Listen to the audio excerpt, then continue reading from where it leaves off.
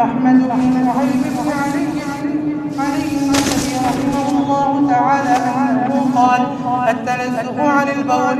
وبه قال: أخبرنا هناد بن السري عن وكيع عن الأعمش قال: سمعت مجاهدا يحدث عن طاووس عن ابن عباس رضي الله تعالى عنهما قال: مر رسول الله صلى الله عليه وسلم على قبرين فقال: إنهما على أمان وقال: عذبان منكم عن البول. أما هذا فكان لا يستهزئ بسريه وأما هذا فإنه كان يجاهد يحدث ثم دعا بعشير عباس رضي الله تعالى عنهما قال: مر رسول الله على هذا عليه وسلم على قبرين فقال: يخفف عنهما ما لم يلبسا حتى في كثير.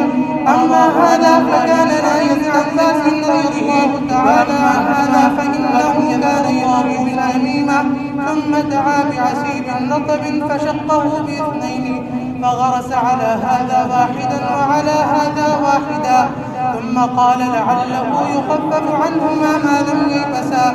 خالفه منصور رواه عن مجاهد عن ابن عباس رضي الله تعالى عنهما ولم يذكر طاووسا.